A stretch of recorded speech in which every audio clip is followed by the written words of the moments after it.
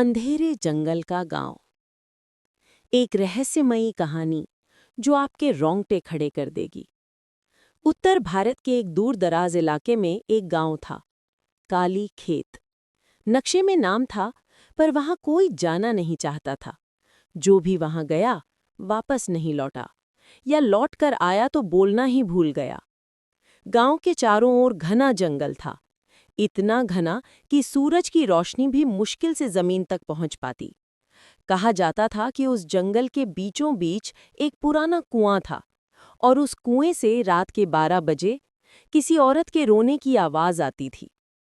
एक दिन शहर से 3 दोस्त, अर्नव, रिया और सोहम, उस गांव की सच्चाई जानने निकले।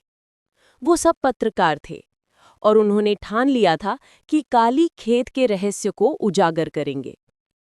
जैसे ही उन्होंने गांव की सीमा पार की, मोबाइल नेटवर्क गायब हो गया। हवा में अजीब सी ठंडक थी और चारों ओर सन्नाटा। गांव पहुंचते ही एक बूढ़ी औरत ने उन्हें चेतावनी दी, सूरज ढलने से पहले यहां से निकल जाओ, वरना परछाइयां तुम्हें पहचान लेंगी। तीनों ने हंसकर बात टाल दी, लेकिन उस औरत की आंखों में डर नहीं, खालीपन था। रात के करीब 11 बजे वो तीनों जंगल के अंदर पहुंचे। दूर से उन्हें कुएं के पास दीपक की हल्की सी लौ दिखाई दी। जैसे ही पास गए, दीपक खुद ब खुद बुझ गया, और तभी कुएं से एक आवाज आई, धीमी पर साफ। क्यों आए हो मुझे जगाने? अर्नव के हाथ से कैमरा गिर गया। रिया की सांसें तेज हो गईं। सोहम बोला, कोई मजाक कर रहा है। लेकिन आवाज फिर आई, हर 100 साल में कोई न कोई मुझे याद करता है। अब तुम्हें यहां से कोई नहीं बचा सकता। कुएं से आती आवाज अब साफ सुनाई दे रही थी। हर 100 साल में जो भी यहां आता है वो लौट नहीं पाता। हवा में एक ठंडी लहर दौड़ी। अर्नव ने टॉर्च जलाने की कोशिश की, पर रोशनी मध्यम पड़ती जा रही थी। रिया कांपती हुई बोली, ये आवाज किसी औरत की लग रही है। सोहम हिम्मत जुटाकर बोला, देखते हैं नीचे कौन है। उसने कुएं में झांका, लेकिन नीचे सिर्फ गहरा अंधेरा और पानी की हल्की सी परछाई थी। तभी किसी ने नीचे से अर्नव का नाम पुकारा, अर्नव, तुम लौट आए। अर्नव सन्न रह गया। वो नाम केवल उसकी मरी हुई दादी लिया करती थीं, पर वो तो बचपन में ही गुजर गई थी। अगली सुबह जब वो गांव के पुराने मंदिर पहुंचे तो देखा वहां दीवारों पर अजीब निशान बने थे। एक पंडित मिला जो बोला, यहाँ 100 साल पहले एक औरत रहती थी, चंपा। वो गांव की सबसे सुंदर लड़की थी, लेकिन गांव वालों ने उसे चुड़ैल समझकर इसी कुएं में जिंदा गाड़ दिया था। पंडित ने धीमी आवाज में कहा, उसकी आत्मा आज भी किसी सच्चे इंसान का इंतजार करती है, ताकि कोई उसका श्राप तोड़ सके। रिया बोली, तो ये आवाज चंपा की है? पंडित ने सिर झुकाया, हाँ, और जिसने भी उसकी आत्मा को जगाने की कोशिश की, उसका चेहरा आज तक किसी ने नहीं देखा।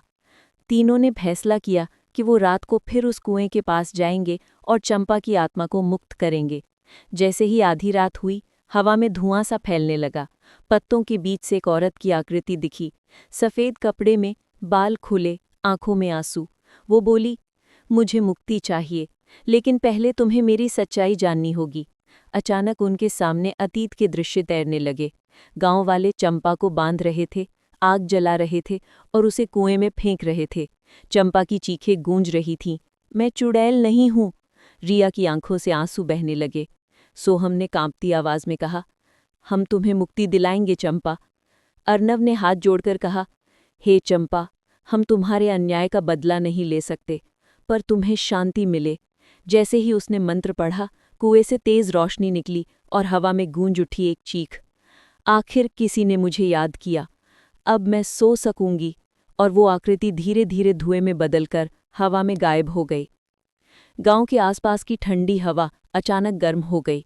पेड़ों पर नई कलियां फूटने लगीं और सैकड़ों साल बाद काली खेत में पहली बार सुबह की धूप पहुंची। अगली सुबह जब अर्नब, रिया और सोहम शहर लौटे तो कैमरे में जो तस्वीरें थीं उनमें तीनों नहीं थे। सिर्फ कुएं के पास खड़ी चंपा की मुस्कुराती हुई तस्वीर थी। रिया ने धीरे से कहा, शायद हमने उसे मुक्त नहीं किया, उसने हमें अपने पास रख लिया। और तभी पीछे से किसी ने फिर फुसफुसाया, काली खेत अब सो चुका है, अगली बार कौन जगाएगा। तीनों शहर लौट आए थे, अर्नव, रिया और सोहम। उन्होंने कालीखेत का रहस्य सुलझा लिया था, ऐसा उन्हें लगा। लेकिन वो नहीं जानते थे कि वो रहस्य उनके साथ लौट आया है। घर पहुंचते ही अर्नब ने कैमरा लैपटॉप से जोड़ा। पहली तस्वीरें ठीक थीं, पेड़, मंदिर, कुआं। पर जैसे जैसे आगे बढ़े, तस्वीरें धुंधली होती गईं। फिर अचानक एक फोटो दिखी। रिया सो रही है, लेकिन उसके पीछे दीवार पर एक औरत की परछाई खड़ी है। अर्नब ने तस्वीर जूम की। वो चंपा थी, मुस्कुराती हुई। सोहम ने डरते हुए कहा, ये कैसे हो सकता है? हमने तो उसे मुक्त कर दिया था। अर्नब ने धीरे से कहा, शायद उसने हमें चुना है। अगले दिन रिया ऑफिस नहीं आई। जब अर्नब उसके घर पहुंचा, दरवाज़ा खुला था। अंदर बिखरे कागज, टूटा हुआ शीशा और दीवार पर लिखा था, कालीखेत अब तुम्हारे अंदर है। रिया को देखा तो उसकी आंखें काली पड़ चुकी थीं। वो बोली, वो यहाँ है, वो मुझे देखती है, और फिर बेहोश हो गई। अर्नब और सोहम ने उसे अस्पताल पहुंचाया, लेकिन डॉक्टर ने कहा, उसके अंदर कोई डर नहीं, कोई बीमारी नहीं, बस कोई दूसरा जीव उसकी आत्मा से जुड़ा है। रात के 12 बजे अर्नब के घर की लाइट्स अपने आप झिलमिलाने लगी। टीवी अपने आप चालू हुआ और स्क्रीन पर वही कुआं दिखा। धीरे धीरे स्क्रीन से धुआं निकला और उसमें एक चेहरा उभरा, चंपा का। वो बोली, तुमने मुझे मुक्ति दी नहीं, बांध दिया। अब मैं तुम्हारे बिना नहीं रह सकती। अर्नब चीख उठा, तू आखिर चाहती क्या है?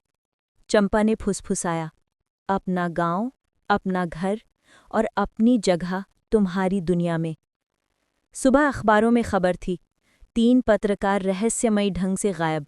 सिर्फ एक कैमरा मिला, जिसमें अंतिम वीडियो में कुएं की आवाज़ सुनाई देती है। वीडियो में क्या था? अंधेरा, और फिर रिया की आवाज़, वो वापस आ गई है। और फिर एक डरावनी चीख। कई साल बाद एक नया पत्रकार कालीखेत गया। वहां अब कोई गांव नहीं था, सिर्फ एक पुराना कैमरा पड़ा मिला। उसने कैमरा चालू किया और स्क्रीन पर दिखा, अर्नब, रिया, सोहम कुएं के पास मुस्कुराते हुए खड़े थे, और पीछे दीवार पर लिखा था, हम अब यहीं रहते हैं। 20 साल बाद शहर लखनऊ। एक बच्ची का जन्म हुआ। नाम रखा गया चंपी। वो प्यारी थी, शांत थी, लेकिन उसकी आंखें बिल्कुल वैसी ही थीं जैसी कालीखेत वाली चंपा की थीं, गहरी, काली और रहस्यमयी। जब वो 5 साल की हुई तो अजीब बातें शुरू हुईं। रात में खिलौने अपने आप हिलते, दीवारों पर पानी टपकता, और कभी-कभी वो अपने आप पुराने गांव के नाम बोलती। कालीखेत, कुआं, अर्नब। माँ डर जाती, पर सोचती बच्ची है, सपना देखती होगी। पर एक रात चंपी ने कहा, माँ, मैं चुड़ैल नहीं हूं, मैंने किसी को मारा नहीं था। माँ के हाथ से पानी का गिलास गिर गया। वो आवाज, वो वाक्य, वो तो चंपा के आखिरी शब्द थे, 100 साल पहले के। चंपी के सपनों में हमेशा एक कुआं आता था। वो कुएं में झांकती और नीचे से कोई उसे पुकारता, लौट आ, तेरी कहानी अधूरी है। जब वो 10 साल की हुई तो स्कूल में उसके साथ कोई बैठना नहीं चाहता था। क्लास में लाइट अपने आप बंद हो जाती और ब्लैकबोर्ड पर खुद ब खुद लिखा जाता, कालीखेत जगेगा। एक दिन स्कूल की टीचर ने उसका हाथ पकड़कर पूछा, कौन हो तुम? चंपी ने मुस्कुराकर कहा, मैं वही हूँ जिसे कुएं में डाला गया था। उसकी माँ उसे लेकर एक तांत्रिक के पास गई। तांत्रिक ने आंखें बंद की और मंत्र पढ़े, फिर अचानक चिल्लाया, ये बच्ची नहीं, एक पुरानी आत्मा का रूप है। ये वही है जिसे जलाया गया था। चंपा लौट आई है। माँ रोने लगी, मैं क्या करूं? तांत्रिक बोला, अगर इसका पुनर्जन्म पूरा हुआ तो कालीखेत फिर से जाग उठेगा। उस आत्मा को वहीं वापस ले जाना होगा जहां उसकी मौत हुई थी। माँ चंपी को लेकर उसी जंगल में पहुंची जहां कभी कालीखेत हुआ करता था। अब वहां सिर्फ झाड़ियां और पत्थर बचे थे। पर जैसे ही चंपी ने जमीन छुई, हवा में एक आवाज गूंजी, मैं लौट आई। पेड़ों की जड़ें हिलने लगी, मिट्टी से पुराने घर उभरने लगे, गांव जैसे जिंदा हो गया। कुएं से धुआं उठा और उसमें चंपी की 2 परछाइयां दिखीं, एक छोटी बच्ची की, दूसरी उस औरत की जिसे कुएं में डाला गया था। 2 आत्माएं, एक शरीर। चंपी की आंखें अब चमक रही थीं। वो बोली, अब मैं चंपा नहीं, मैं उसकी याद हूँ। अब मैं किसी से बदला नहीं चाहती, बस शांति। कुएं से एक तेज रोशनी निकली और गांव के सारे घर फिर धूल में बदल गए। जब रोशनी थमी, वहां सिर्फ चंपी और उसकी माँ थी। तांत्रिक की आवाज हवा में आई, अब श्राप मिट गया, लेकिन हर 100 साल में चंपा किसी रूप में लौटेगी जब कोई निर्दोष अन्याय सहेगा। नई सुबह। कई साल बाद चंपी बड़ी होकर लेखिका बनी।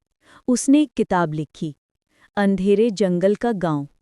लोग कहते हैं ये कहानी कल्पना है, पर जब कोई रात में वो किताब पढ़ता है तो पन्नू से गीली मिट्टी और धुएं की खुशबू आती है, और आखिरी पन्ने पर एक पंक्ति लिखी होती है, काली खेत सो चुका है लेकिन सपनों में अब भी जागता है। भाइयों, हमें सपोर्ट कीजिए।